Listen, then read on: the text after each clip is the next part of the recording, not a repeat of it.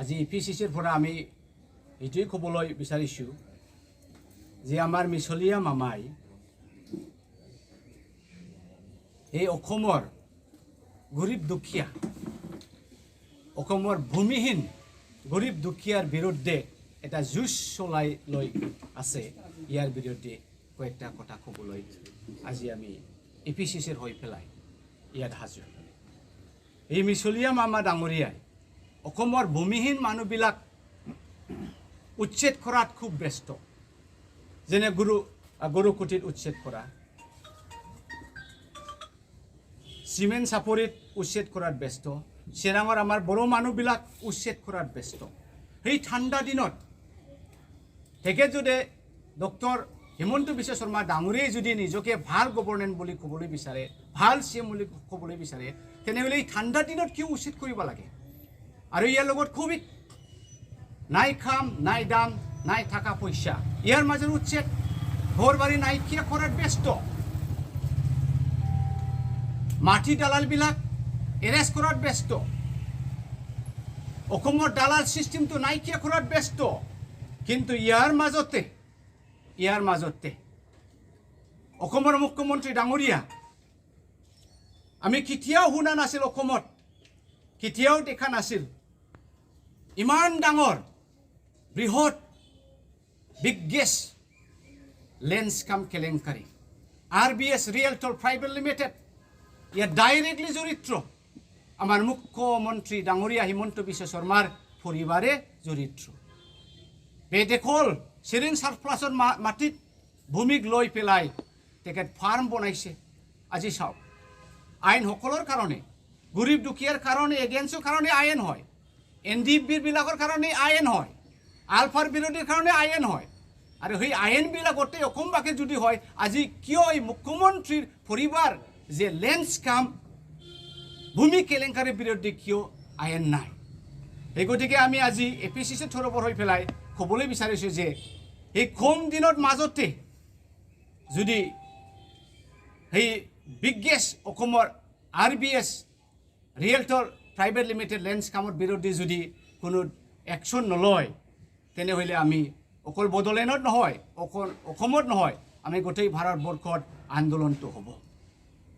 আৰু ইয়াৰ লগতে মই ক'বলৈ বিচাৰিছোঁ আজিৰ দিনত আমি ছাত্ৰীক মামা মামা শব্দ দি এটা নিচা লগাই দিছে। আৰু পৰীক্ষাত আগত কৈছিল মামা ডাঙৰীয়াই যে ল'ৰাবিলাক যদি মেট্ৰিক ফাৰ্ষ্ট ডিভিজন পাছ কৰে আমি বুলেট কিনি দিম, আৰু কি কালাৰৰ বুলেট লাগে? ব্লেক কালাৰৰ বুলেট লাগে। আৰু ছাত্ৰীবিলাক কৈছে যে আপুনি যদি ফাৰ্ষ্ট ডিভিজন পাছ কৰে তেনেহ'লে আমি স্কুটি দিম। টকা ক'ত আছে অসমত? টকা ক'ত আছে? টকা দিব নোৱাৰে, বুলেট কিনি দিব নোৱাৰে, স্কুটি কিনি দিব নোৱাৰে। তেখেত কি কৰিলে? ইলেকশ্যনটো হ'ব পাৰে কিন্তু এক্সামটো হ'ব নোৱাৰে। এই কোভিডৰ দোহাই লৈ পেলাই এক্সামটো নকৰিলে। তাৰপাছত খোলে এই আমাৰ মামা ডাঙৰীয়াই, মিছলীয়া মামাই, যে আপুনি পৰীক্ষাই দিয়া নাই, এনেহে পাছ কৰিছে, আপোনাৰ চাৰ্টিফিকেটটো ভেলিড নহয়, সেইকাৰণে আমি বুলেটটো দিব নোৱাৰে, সেইকাৰণে আমি স্কুটিটো দিব নোৱাৰে। সেই গতিকে আমি অসমবাসীক অলপ সজাগ কৰিবলৈ চেষ্টা কৰিছোঁ যে সেই মামাই, সেই মেজিক মামাই, মিছলীয়া মামাই সঁচাকৈ মিছলীয়া। কিন্তু এটা কথা অসমৰ বুৰঞ্জীত লিখা আছে, মামাই দেহতকৈ ডাঙৰ নহয়, মামাই দেহতকৈ ডাঙৰ নহয়। এই গতিকে মিছলীয়া মামা আপুনি সজাগ হোৱাটো ভাল। অসমবাসী গম পাইছে ইতিমধ্যে আপুনি অসমখনো চলাবই নোৱাৰা অৱস্থা। কি কৰিম কি নকৰিম, কি কৰিম কি নকৰিম? এই মিউজিক মামাই, Himanta Biswa Sarma ডাঙাই, one man army, নিজে ডক্টৰ, নিজে ইঞ্জিনিয়াৰ, নিজে হাইকোৰ্ট, নিজে লোৱাৰ কোৰ্ট, নিজে ছেছন কোৰ্ট, নিজে উকিল, নিজে সব। He is everything, he is everything. এইটো কেতিয়াও হ'ব নোৱাৰিম। এই গতিকে আমি ক'বলৈ বিচাৰিছে যে আজি হিমন্ত বিশ্ব শৰ্মা ডাঙৰীয়াই ৰাস্তাই ৰাস্তাই আমাৰ প্ৰশাসনবিলাক একে বেজি লগাই দিছে।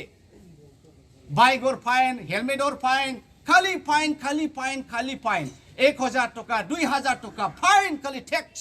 আনফালে এইবিলাকে টোল গেটৰ টেক্স ইমান বাঢ়ি গৈছে।